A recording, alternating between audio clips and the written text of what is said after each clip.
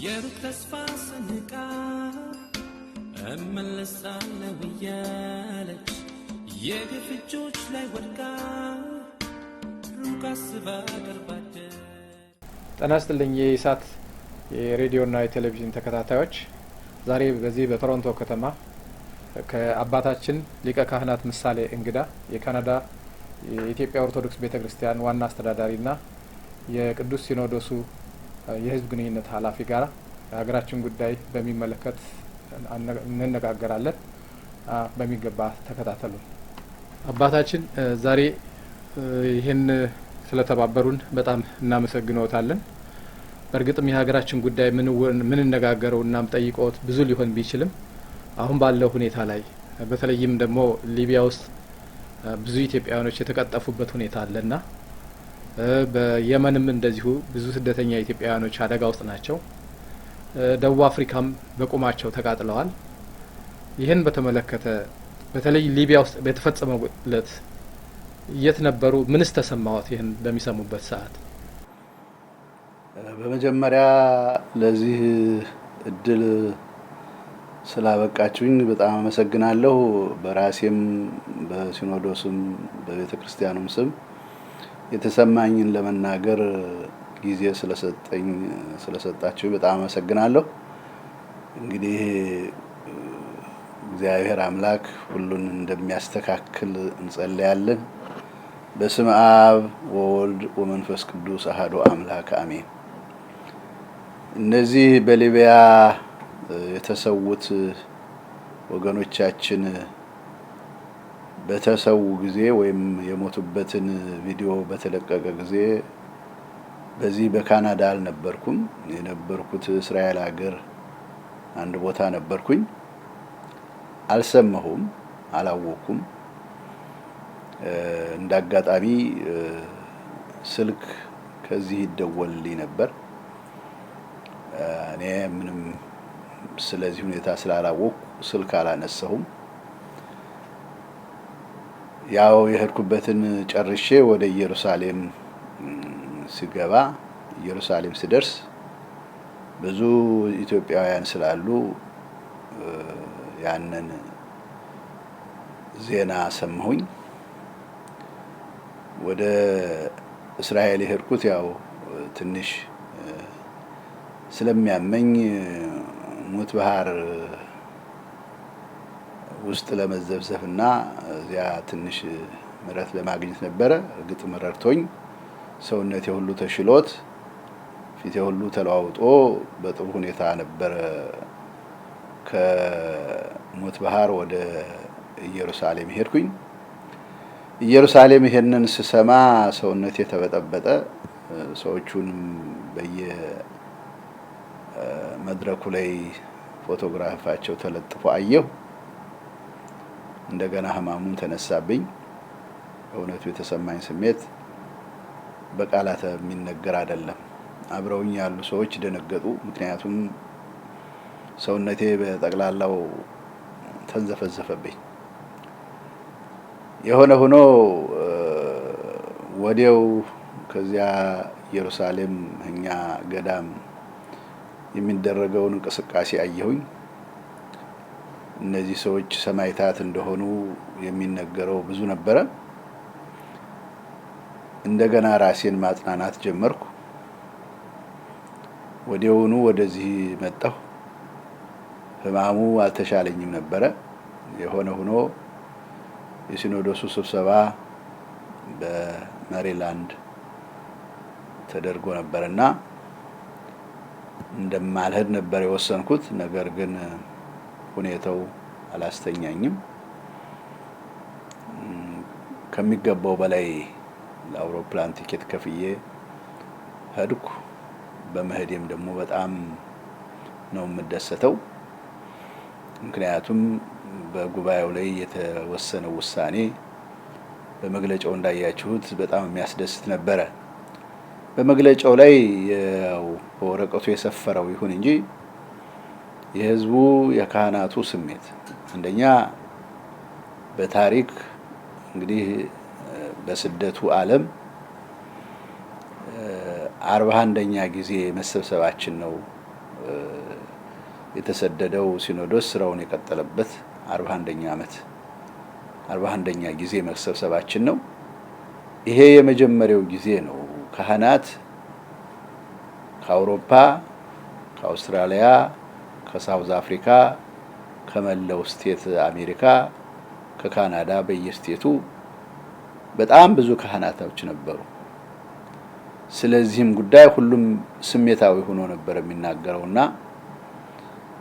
በመጨረሻ ቅዱስ ሲኖዶሱ እነዚህ በሃይማኖታቸው ምክንያት የተሰዉት ወገኖቻችን እንዳለፉት ቅዱሳን ሰማዕታት ስማቸው በስንክሳር ተጽፎ የሞቱበትም መታሰቢያ እንዲደረግ ወደፊትም ቤተክርስቲያን እንዲታነጽላቸው በስማቸው ሲወሰን ሁሉም መረጋጋት ያዘ። ከዚህ የበለጠ ምንም ሊደረግ አይችልም። እርግጥ ወላጆች እነዚህ ሰዎች ቤተሰቦች ተጎድተዋል። የሆነ ሆኖ የሞቱት ሕያው ናቸው። እንደውም ወደፊት እንደነ ቅዱስ ጊዮርጊስ ቅዱሳን ሆነው በአማላጅነት ከፈጣሪያቸው የሚጠየቁ በመሆናቸው ለዚህም እድል የበቁ በመሆናቸው ለሃይማኖታችን ትልቅ ኩራት ነው በማለት በእውነቱ በዚያ በጉባኤው ላይ በበለጠ ልንጽናና የቻልነው ውሳኔው ከተላለፈ በኋላ ነው እና አሁንም የሚቀጥለው ስራችን ሁለት ነው። ስለነሱ አንዱ የሞቱበትን ቀን ኤግዛክትሊ የተሰዉበትን ቀን ገና አልታወቀም። የታወቀው ገዳዮቹ በቪዲዮ የለቀቁበትን ቀን ነው። በዚያ ቀን ይግደሏቸው እዚያ በፊት 3-4 ቀን ይሁን ገና የታወቀ የለም። ያንን እያጣራና ያለ ነው። ለጊዜው ግን ሲኖዶስ የወሰነው ስማቸው ፎቶግራፋቸው ወጥቶ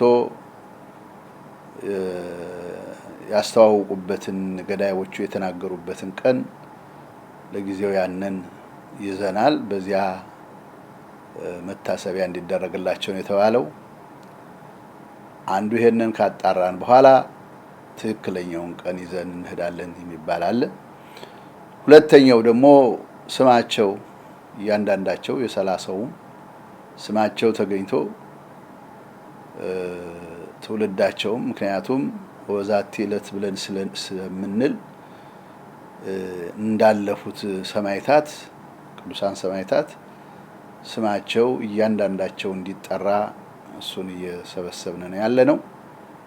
ይሄ ተሰባስቦ በመጽሐፈ ስንክሳር የሚባል የቅዱሳን የሐዋርያት የሰማዕታት መታሰቢያ የሚጻፍበት ስንክሳር አለ። በየእሁዱ ጧት በቤተ ክርስቲያናችን የሚዘከር እና በዚያ ውስጥ እንዲገቡ ተወስኗል። ያንን ለማስገባት ነው እና አሁን እየጣርን ያለ ነው እንደተናገርኩ ስማቸውን ማግኘት ነው እና በጣም ጥሩ ነበር።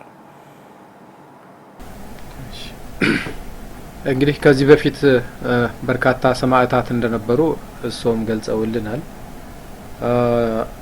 እንግዲህ የሚያስታውሱትን የመጨረሻዎቹ ሰማዕታት ወዲህ እነዚህ ያሁኑቹ በነዛ ደረጃ ያሉ ሰማዕታት ነው ወይ የሚሆኑ? አዎ እንግዲህ የሰማዕታት ሁኔታ በሃይማኖት በእነዚህ አይነት የተገደለ ነው ሰማዕታት የሚባሉት። እንግዲህ በብዙ መልኩ በግላቸው ሳይሆን በሃይማኖታቸው ከተገደሉ በቤተ ክርስቲያናችን ውስጥ ሰማዕት ነው የሚባል አንድ ሰው በዚህ አይነት ሲገደል የነዚህ ግልጽ የሆነ ነው ያበሰሩት ገዳዮቻቸው ናቸው። ገዳዮቻቸው ሶስት ቀን ሐሳባቸውን እንዲቀይሩ በተደጋጋሚ ተነግሯቸው እድሉ ተሰጥቷቸው ሃይማኖታቸውን እንዲተው መስቀሉን አንተውም ብለው ስላሉ ነው የተገደሉት ብለው መስክረውላቸው። እንግዲህ በክርስትና ሕይወት በብዙ መልኩ ሰዎች ተገለዋል። አሁን ቀደም እንደምታውቁት ቀደም ብሎ ወያኔ ስልጣኑን ከተቆጣጠረ በኋላ ብዙ ክርስቲያኖች ተጨፍጭፈዋል። ቤተክርስቲያን ተቃጥሏል። ሰዎች ክርስቲያን በመሆናቸው በገደል ተጥለዋል። የሆነ ሆኖ እነዚህን ስንመለከት መገደላቸው የሚያሳዝን ቢሆንም እድል ተሰጥቷቸው አይደለም። እነዚህ ሰዎች ግን እድል ተሰጥቷቸው ነበር። ሃይማኖታችሁን ካዱ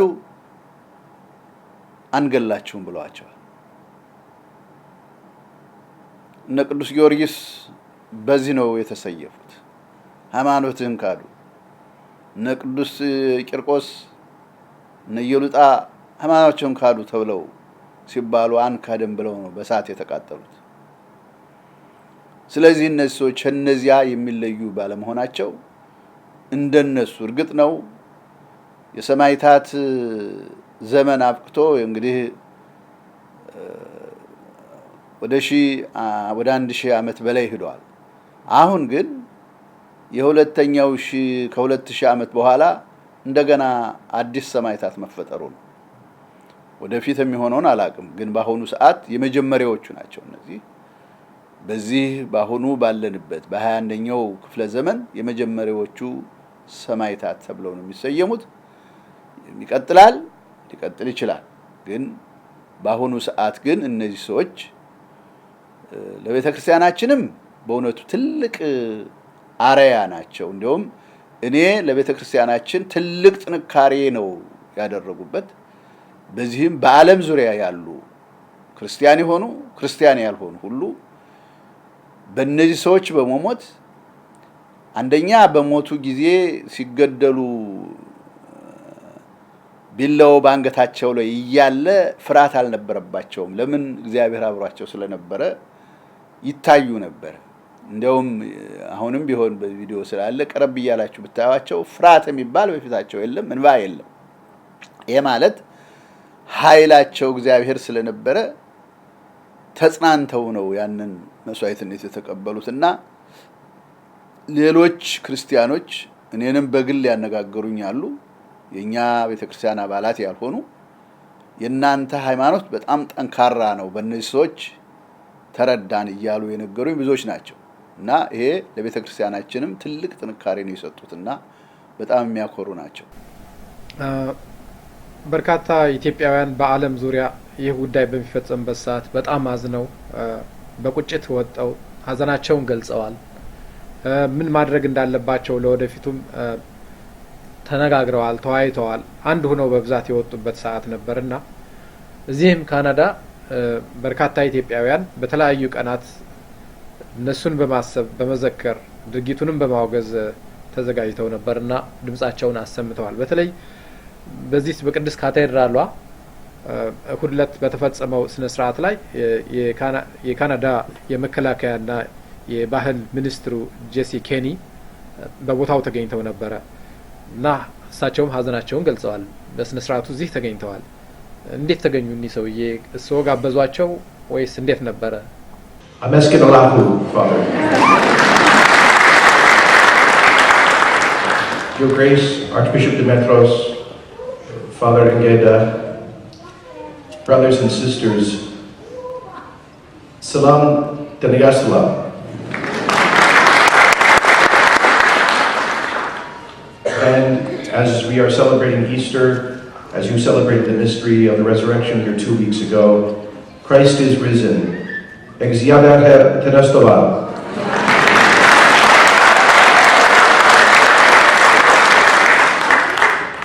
እንግዲህ ሚስተር ኬኒ ጋራ የግል ግንኙነት እውቀት አለን።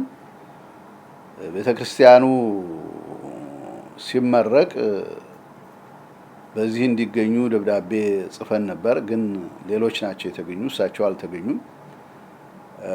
ከዚያ በኋላ ግን በስልክ በግል እንኳን ደስ አለህ የሚል ደውለውልኝ ተነጋግረን ነበር። በአካልም ደግሞ እዚያ በኋላ ተገናኝተን ተነጋግረን ነበር። በአካል ስንገናኝ አንድ ቀን መጥቼ ማየት አለብኝ ቤተክርስቲያኑን እና እያሉ ይሉኝ ነበረ። አሁን ባለፈው መጋቢት ላይ ስልክ ደውሎ ጽፈት ቤታቸው ስልክ ተደውሎ መጥቼ ማየት እፈልጋለሁ እና መቼ ይሻላል ብለው ጠየቁኝ። ኦኬዥን ፈልጌ ያው ያለበት በዓል መኖር አለበት ብዬ በግንቦት አንድ ወይም ደግሞ በእኛ 9 በፈረንጆቹ 9 የእመቤታችን በዓለ ልደት ስለሆነ ያንን መታሰቢያ በማድረግ ሜይ 10 በዚህ ሀገር አቆጣጠር እንዲመጡ ተጋብዘው ነበር። በአጋጣሚ ይሄ ነገር ሲፈጠር እኔም እዚህ አልነበርኩም። ቅድም እንደተናገርኩት እሳቸው ስልክ ይደውሉና ይጠይቃሉ።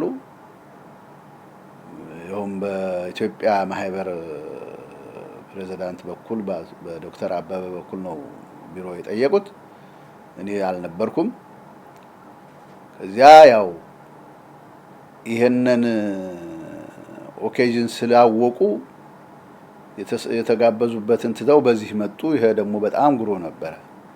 እንዳጋጣሚ እኔ ባልኖርም ፕሮግራሙን ብፁዕ አቡነ ዲሜጥሮስና ካህናቱ አዘጋጅተው በዚህ ቀን ፍታት ለማድረግ በሚያደርጉበት ጊዜ እሳቸው እንደሚገኙ ተነገረ። እንዳጋጣሚ ደግሞ የዛን ጊዜ እኔ የምገባበት ነበረ ከእስራኤል ሀገር ተነስቼ በዚህ ሀገር አቆጣጠር ጧት በ7 ሰዓት ኤርፖርት ደረስኩ። ኤርፖርት እንደደረስኩ ወደ ቤቴ ሳልሄድ መጥቻለሁ ገብቻለሁ ብዬ ቤተክርስቲያን ስልክ ደውዬ ተውኩኝ።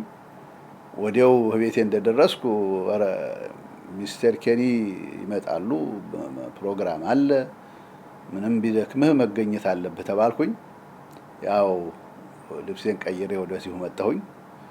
ጥሩ ነበር፣ በጣም የሚያስደስት ነበር። ሚስተር ኬኒ እንደማውቃቸውም የሃይማኖት ሰው ናቸው። ምንም እንኳን የሀገሪቱ የመከላከያ ሚኒስትር ቢሆኑም በሌላ በኩል ደግሞ እምነት ያላቸው ሰው ናቸው። በሰፊው እንተዋወቃለን። በዚህ ተገኝተው ያደረጉት ንግግር ከቤተ ክርስቲያን ሰው የሚሰጥ ሰርሞን ወይም ስብከት እንጂ የፖለቲካ ንግግር አይደለም የተናገሩት። ከልባቸው ነበረ። ከልባቸው ሐዘናቸውን ገልጸው እኛንም አጽናንተው ይሄዱ። በዚህ በእውነቱ በጣም ተደስተናል እና በዚህ ብቻም አልቆመም። ከጠቅላይ ሚኒስትሩ ቢሮ በተደጋጋሚ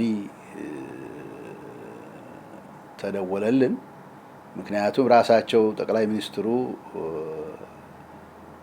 ሊቀ ጳጳሱን በእውነቱ ሐዘኔን ለሊቀ ጳጳሱ መግለጥ አለብኝ ብለው ለብፁዕ አቡነ ዲሜጥሮስ በተገኙበት በስልክ ባይሆን እንኳን ሐዘኔን ልግለጥ በማለት በሰፊው ሁለታችንም እኔንም ብፁዕ አቡነ ዲሜጥሮስንም አነጋግረዋል። በዚህ በካናዳ መንግስት በእውነቱ ባደረጉት እንደዚህ ያለ አስተዛዛኝ ቃላት ለኛ በማድረጋቸው በጣም ደስ ብሎናል። በሌላ በኩልም ሁሉም ሲናገሩ የኛ ቤተክርስቲያን ምዕመናን እንደዚህ ያለ ጠንካራ እርምጃ ወስደው ለሃይማኖታቸው አንገታቸው በመስጠታቸው ለሁሉም ክርስቲያን መመኪያ ናቸው እያሉ ነው የገለጹት እና በጣም የሚያስደስት ነው። መልካም። የካናዳ ህዝብና የካናዳ መንግስት በኢትዮጵያ ችግር ላይ ሮጦ የመድረስ ባህል አላቸው። ከዚህ ቀደም ሰው ደጋግመው ሲገልጹ ሰምቻለሁ። የኢትዮጵያም ህዝብ ያውቀዋል። ምናልባት የፖለቲካው ጉዳይ አንዳንድ ጊዜ ነገሮችን ደበቅ ብሎ እንዲሆኑ ያደርጋቸው እንደሆነ ነው እንጂ ቁርጥ በሚሆንበት ሰዓት ሲደርሱ እናያለና አሁንም የሌላ አገር መንግስታት ባለስልጣናት አደባባይ ወጣው መናገር ባልቻሉበት ሰዓት ላይ ነው እኒህ ሰዎች ለኢትዮጵያውያን ሀዘን መግለጽ የጀመሩትና የቻሉትም። በሌላም ጉዳይ ላይ የካናዳ ባለስልጣናት ምን አይነት አመለካከት አላቸው በኢትዮጵያ ላይ ባደረሰባት ሁኔታ ላይ እሱ እንደተረዱት ከሆነ? እንግዲህ ከዚያ ከመጣሁ በኋላም ወደ ኦቶዋ ሄጄ ነበረ። በፓርላማ ግቢ ተገኝቼ ስለዚህ ሁኔታ አስረድቻለሁ። የካናዳ የኢሚግሬሽን ሚኒስትር ኦፊስ ተወካዮቹ ባሉበት ሰፊ ውይይት አድርገናል። ቅድም አንተ እንደጠቆምከው የካናዳ መንግስት ወይም ካናዳ ለኢትዮጵያ የዓይን ምስክር ስለሆንኩ በ1984 እና 85 በተከሰተው ድርቅ ዓለም ተባብሯል። ነገር ግን የካናዳ የተለየ ነበረ። ካናዳ መንግስቱ ብቻ ሳይሆን ህዝቡ ቤታቸውን ሽጠው ወደ አፓርትሜንት ገብተው የቤታቸውን ሽያጭ እንዳለ ሳይነኩ ለኢትዮጵያ ህዝብ የሰጡ ካናዳውያን አሉ እና እዚያ በፊት የማላውቀው ታሪክ በዚያን ጊዜ የተነገረ እና በዛን ጊዜ የተረዳሁት በካናዳ ያለው የስንዴ ዘር ከኢትዮጵያ እንደመጣ በዚያን ጊዜ ተነግሯል። ይሄ የምንበላው ስንዴ ዘር ከኢትዮጵያ የመጣ ነው፣ የውም ከናፈሩ ተብሎ ነው የተነገረው። በአንድ ወቅት አገሪቱ ዘርን የማፍራት ችግር ኑሮባት በምን ምክንያት እንደሆነ ባላውቅም በዚያን ጊዜ ከኢትዮጵያ የስንዴ ዘርና አፈር አብሮ መጥቶ ተዘርቶ ነው ስንዴው በዚህ ሀገር የበቀለው። ያንን እኛ ሳይሆን ከነሱ ተነግሯል እና በገፍ ያለ ምንም ኮንዲሽን የረዱን ናቸው። ከዚያ በኋላ ደግሞ አሁን በዚህ በወያኔ ጊዜ ድርቅ ተነስቶ ወደ 8 ሚሊዮን ህዝብ በድርቅ ተጎዳ ተብሎ በተነገረ ጊዜ ወዲያውኑ የተወሰነ ገንዘብ እርዳታ እንደሚሰጡ በሚዲያ ተነገረ። 6 ሚሊዮን መሰለኝ። እኔ ደብዳቤ ጻፍኩ ለጠቅላይ ሚኒስትሩ። ለጠቅላይ ሚኒስትሩ የጻፍኩት ይሄ አሁን የተሰጠው የተለገሰው ምንም ነገር የማያደርስ ነው የሚል ነበር። ወዲያው እንደገና ሐሳባቸውን ቀይረው ከ30 ሚሊዮን በላይ እንደጨመሩና ገና አናውንስ ሳይደረግ ለኔ ደብዳቤ ተጽፎልኛል። በየጊዜው የሚያደርጉት ለኢትዮጵያ በጣም የምንጠብቀው በላይ ነው እና ስለዚህ የካናዳ መንግስት በየጊዜው የሚያደርጉትን ነው። ይሄ ያሁኑ ብቻ ሳይሆን ያለፉትም ማለቴ ነው እና በአጠቃላይ ግን የካናዳ ህዝብ ያለው ለኢትዮጵያ ህዝብ ያለው አመለካከት ለየት ያለ ነው ብዬ ነው የምለው። እግዚአብሔር ብቻ ሀገሪቱን እግዚአብሔር ይባርክ። በዚህ አጋጣሚ ሊቀ ካህናት እንዳሉት ሁሉ በርካታ ካናዳውያንን በ80ዎቹ በ90ዎቹ ዓመታት ያሉትን ቤታቸውን ንብረታቸውን ሽጠው በአፓርትመንት ወይም ደግሞ በነርሲንግ ሆም የሚኖሩትን ንብረታቸውን በሙሉ ለኢትዮጵያ የሰጡትን ደጋግሜ እኔም አግኝቻቸዋለሁ። በሀዘን አሁንስ እንዴት ነው ያ ችግራችሁ ተወገደላችሁ ወይ ብለው ሲገልጹ ነው የማየውና በጣም ምስጋና የሚገባው የሚከበር ህዝብ ነው። ሌላው የምጠይቀውት ደግሞ የነዚህ የሰማዕታቱ እዚህ ችግር ላይ መድረስም ሆነ የሌሎችም ኢትዮጵያውያኖች በየቦታው የመንገላታት ዋናው የስደቱ ጉዳይ ነውና በሀገር ውስጥ ሰው መኖር አልቻለም። ብዙዎቹ ተሰደዋል። በየአረብ ሀገር እያለቁ ነው። የመን እንደዚሁ፣ ደቡብ አፍሪካም ሳይቀር በእሳት ተቃጥለዋል። ይሄ የስደት ጉዳይ በብዙ መልኩ አዋርዶናል እና ምንድን ነው መፍትሄ ነው የሚሉት? መፍትሄው ምን ይሁን ነው የሚባለው? አሁኑ አስቸጋሪው ነገር ይሄ ሆኗል። አዎ መግለጫው ላይም አንዱ የወጣው ይሄንን ነው። ምክንያቱም በመግለጫው ላይ ሲኖዶሱ እንደ አስረዳው አንደኛ የዚህ ምክንያት ታውቆ ለዓለም መንግስታት፣ ለዓለም አብያተ ክርስቲያናት፣ ለሂውማን ራይትስ ኮሚሽነርስ በያሉበት ለሲቪክስ ሶሳይቲ በያሉበት እንዲጻፍና እንዲጠየቅ ተወስኗል። ግብረ ኃይልም ተቋቁሟል። በመሰረቱ አሁን በአሁኑ ሰዓት ይሄንንም ቅድም ስናገር የተውኩት ነው።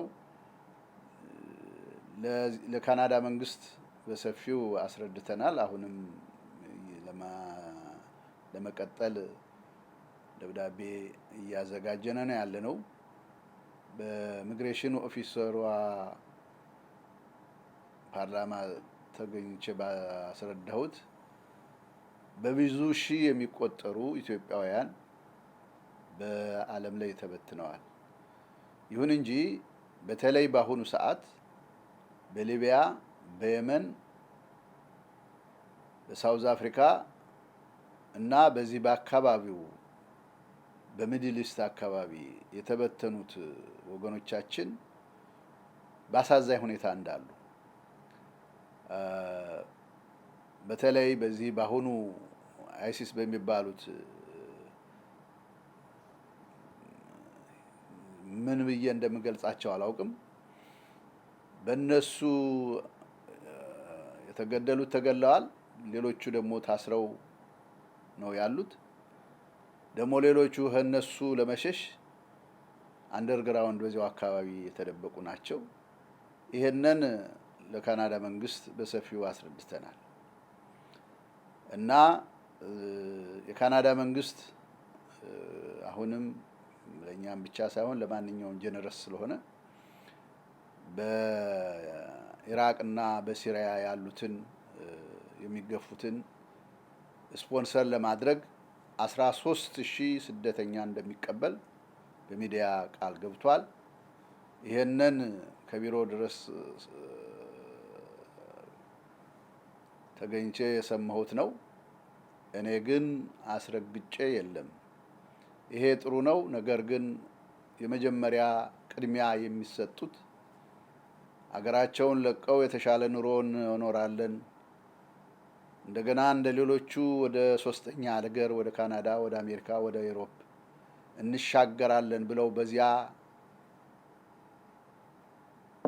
ቦታ ታስረው ያሉ ትራፕ የሆኑ ሰዎች ኢትዮጵያውያኖች እና ሌሎችም በእውነቱ እኔ ኢትዮጵያውያኖች ብቻ አይደሉም፣ በአሁኑ ጊዜ በዚያ አካባቢ ያሉት ኤርትራውያኖችም እና ቅድሚያ ፕራዮሪቲ ለነሱ እንዲሰጥ ብዬ አመልክቻለሁ። እንደሚሰጥም ተስፋ አለ እና አንደኛው እነዚህ የተበተኑትን የማሰባሰብ ሁኔታና እርዳታ የማድረግ ሁኔታ።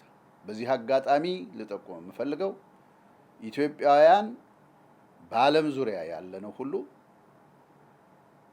የቅዱስ ሲኖዶስን ጥሪ ተቀብለው ለሚደረገው እንቅስቃሴ ሁሉ ተሳትፎ አድርገው እነዚህን ሰዎች ከዚያ አደጋ ውስጥ ማውጣት የሁላችን ኃላፊነት ነው። አቅሙ ላይፈቅድ ይችላል። ነገር ግን ከተንቀሳቀስነ አቅም ያላቸውን እንደ ካናዳ መንግስትና እንደ አሜሪካ ያሉትን እንዲያስወጧቸው ለማድረግ እንችላለን። ዝም ብለን ተኝተን ግን 2-3 ቀን በሰልፍ ቁመን ማልቀሱ በቂ አይደለም ነው የምለው። ይሄ የሲኖዶሱን ጥሪ ተቀብሎ የሲኖዶሱ በሊቀ ጳጳስ የሚመራ ግብረ ኃይል ተቋቁሟል። ለዚህ ነው አንዱ እነዚህን ሰዎች ከዚያ ውስጥ ከዚያ ጉድጓድ ለማውጣት፣ ሁለተኛው ደግሞ የተበደሉትንም ለመርዳት፣ ሶስተኛው ደግሞ ለምን ይሄ ሆነ? የዚህ ሶርስ ምንድን ነው? ህዝባችን ለምንድን ነው ሀገሩ የማይቀመጠው? ምን ሆኖ ነው? ገንዘብ እየከፈለ ወደ አረብ ሀገር ወደ ሞት እየሄደ ነው ያለው። ይሄ በሀገር ውስጥ ያለው ላይሰንስ አውጥቶ የሚያስተላልፍ መንግስት የፈቀደለት ድርጅት አለ። ይሄን እናውቃለን። ይሄ ተገቢ ነው ወይ? ሰው እየተገደለ፣ ሰው እየታረደ፣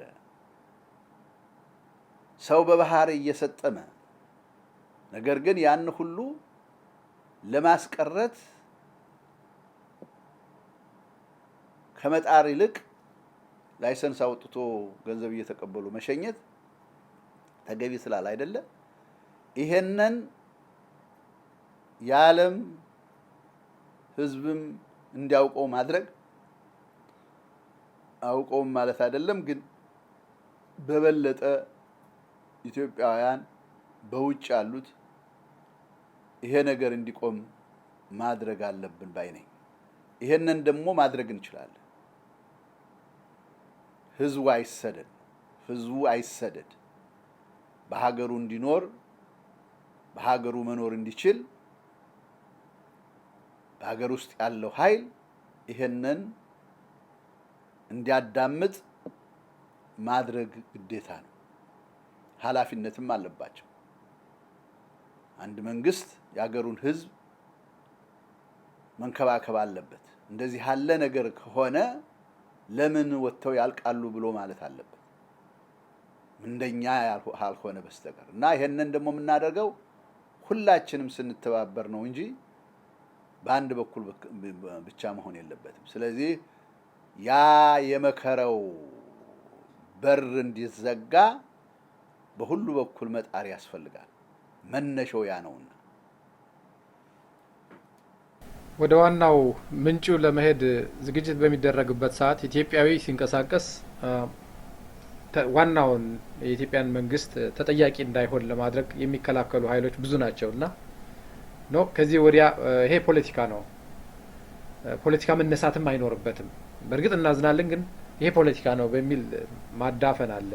እንደ ሃይማኖት አባትነቶ በሀገር ውስጥ የሚደርስን መከራና ስቃይ በገለጹበት ሰዓት ወደ ፖለቲካ ገቡ ተብለው ተወቅሰው ሳያውቁም ወይ? ብዙውን ጊዜ እንደዚህ አይነት ማሸማቀቅስ እንዴት ሆኖ ነው መቆም ያለባት? ምን አስተያየት አለዎት በዚህ ላይስ? አንደኛ እኔ ተሸማቀቄ አላውቅም። ማንም አያሸማቀቀኝ በዚህ ዙሪያ። ለህዝብ መቆም ቤተክርስቲያኗ ኃላፊነት አለባት። ቤተክርስቲያኗ ዋናው ዓላማዋ ህዝብ በሰላም እንዲኖር ነው።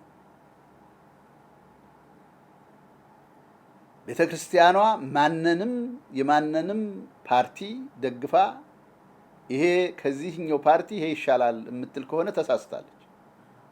ምክንያቱም ሁሉም በስራው ነው የሚታወቀው። ነገር ግን ማንም በስልጣን ላይ ያለ ኃላፊነቱን እንዲወጣ ቤተክርስቲያኗ መቆም አለባት። በቃህም ማለት አለባት እና ይሄንን ሁልጊዜም እንላለን። ምናልባት ደስ ያላላቸው ሰዎች ብዙ ጊዜም ይጽፋሉ፣ ብዙ ጊዜም ይናገራሉ። የራሳቸው ፍላጎት ስለሆነ ምንም አያስደንቀን ነው። ግን ይሄ ደግሞ ፖለቲካ ነው ፖለቲካ አይደለም የሚባልም አይደለም። ሰው እየሞተ ከምን ፖለቲካ ጋር እያያዛል? ሰው እያለቀ ሰው በውቅያኖስ ገብቶ እያለቀ ያንን ጥሩ አይደለም፣ ይሄንን ህዝብ ወደዚያ የገፋው ምንድነው ለምን አይቆምም ብሎ መናገር ፖለቲካ አይደለም። ፖለቲካ አይደለም። እንደኔ ደግሞ ፖለቲካም ነው ካሉ ነው፣ አዎ ይሁን። እኛ ምንም የምንፈራበት ነገር የለም። ይሄም በማለታችን ይሄ ፖለቲካ ነው ካለ ምንም አይደንቀን። የነሱን ስልጣን የሚይዝ የነሱን ስልጣን የሚጻረር አይደለም እኛ የምናገረው። ይሄን አታድርጉ የሚል ነው እንጂ ስልጣኑንማ እኛ ምን እናደርገዋለን? እና አሁንም ደግም የምናገረው እስካሁንም የምናደርገው ቤተክርስቲያኗ የማንኛውንም የፖለቲካ ድርጅት ደግፋ ይሄ ከዚህ ይሻላል ያለችበት ጊዜም የለ፣ ደሞም አይኖርም ወደፊት። እና ይሄ ፖለቲካ ነው የሚል ካለ እሰየው ለራሱ ይሁንለት። እኛ ግን ወደ ኋላ አንልም፣ አንሸማቀቅም። ደግሞ በዚህ ማንም የቤተክርስቲያናችን እውነተኞች ካህናቶች በዚህ ተመሸማቀውም አያውቁም። ብፁዕ አቡነ መልከጼዴቅ ታላቁ አባት ሁልጊዜ ቀጥ ብለው ነው የሚናገሩ ስለዚህ ጉዳይ። ሁላችንም እንደዚያ ነው የምናደርገው። በተለይ ደግሞ አሁን ቀደምም ብሎ ቢሆን ይሄ ተንኮል ያለ ቢሆን እንኳ አሁን በተፈጸመው ድርጊት ላይ አሁን በሆነው አሳዛኝ ሁኔታ ሌላ አትራፊ ጉዳይ የሚፈልጉ ሰዎች በሁለቱ ታላላቅ ሃይማኖቶች ተቻችለው ኢትዮጵያ ውስጥ በኖሩት ሁለቱ ታላላቅ ሃይማኖቶች መካከል ልዩነት የመፍጠር አዝማሚያ የመታየት አለ እና እንደ ሃይማኖት አባትነቱ እነዚህ ሁለቱ ታላላቅ ሃይማኖቶች እስልምናና ክርስትና ጎን ለጎን የኖሩበት ሀገር ነውና ወደዛ ህዝቡ ይሄን አስከፊ ሁኔታ እንደዚህም በተንኮል የሚሄዱትን ይቀበላል ብለው ያስባሉ ወይስ አደጋ አለ ወይ ሁለቱ ሃይማኖቶች ጎን ለጎን ለመኖራቸው? እንግዲህ ትንቢት መናገር በጣም ያስቸግራል። ነገር ግን በነበረውና ባለው መነጋገር ይቻላል። እንግዲህ ባለኝ አመክሮ ተወልጄ ካደኩበት ጀምሮ እስካሁን ድረስ ባለው የኢትዮጵያ ህዝብ እስላሙም ክርስቲያኑም ተስማምቶ ነው የኖረው። በመንግስት ትእዛዝ ሳይሆን እኔ ባደኩበት ቦታ የክርስቲያኑ በዓል ሲሆን እስላሙ አክብሮ፣ የእስላሙ በዓል ሲሆን ክርስቲያኑ አክብሮ ድግስ እየተጠራራ በሀገራችን እርሻ ሲታረስ፣ አጨዳ ሲታጨድ፣ አዝመራው ሲሰበሰብ በጋራ ነውና እስላሙም ክርስቲያኑም አንድ ላይ ሆኖ እየተረዳዳ የኖረበት ሀገር ነው። በምንም አይነት እስላምና ክርስቲያን ተብሎ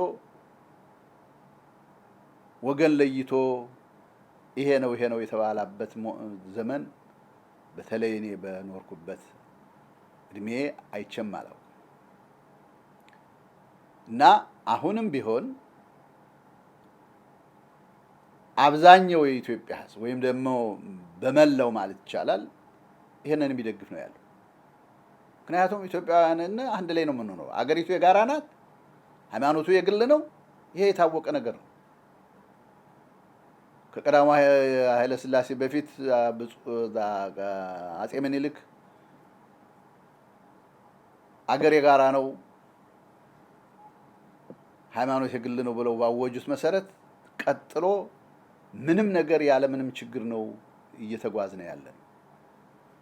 ምናልባት በውስጡ አንዳንድ የግላቸውን ፍላጎት ለማርካት የሚንቀሳቀሱ አይኖሩም ሊባል አይቻልም። እነዚያ ደግሞ በጠቅላላው የኢትዮጵያን ህዝብ ይወክላሉ እያለ እስላምም ሆነ ክርስቲያን የግል ፍላጎት ያለው እንዳለ ማወቅ አለበት። የግል ስሜት ያለው እንዳለ ማወቅ አለበት። ግን ያንን የሚከተል ብዙሃኑ የሚያጸድቀው እንዳልሆነ እርግጠኛ ሆኜ ነው የምናገረው። ይሄ እንግዲህ የምናገረው እስካሁን ባለው በፊትም በነበረው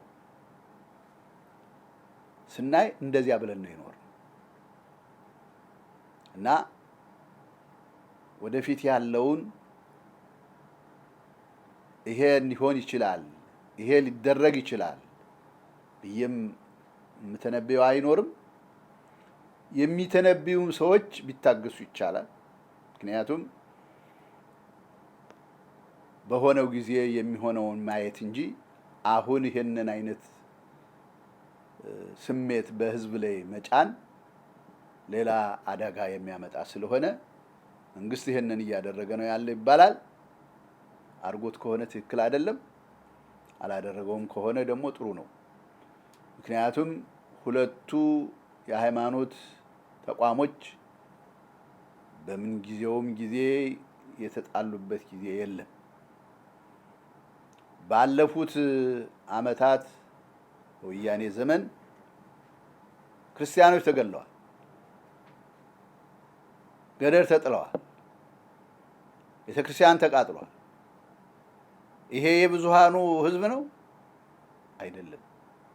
እንደኔ የብዙሃኑ ህዝብ አይደለም። ግን የተለዩ ሰዎች ፍላጎት ያላቸው በሌላ የተገፉ አድርገውታል። ያንን ደግሞ እንዳይሆን የሀገሪቱ መንግስት መጠበቅ ነበረበት። አልጠበቃቸውም። አዝናለሁ፣ አልጠበቃቸውም። ምክንያቱም የሀገሪቱ መንግስት ሀገሪቱን ተቆጣጥሯል። ህዝብ በገደል ሲጣል፣ ህዝብ ሲታረድ ቤተክርስቲያን ሲቃጠል የት ነበር? ከሆነ በኋላ እንደዚህ ሆነ ተብሎ ተነገረ። ግን ከመሆኑም በፊት መጠበቅ ነበረበት። አሁንም ይሄ እንዳይሆን የመጠበቅ ሁኔታ አለበት። ብዙ ጊዜ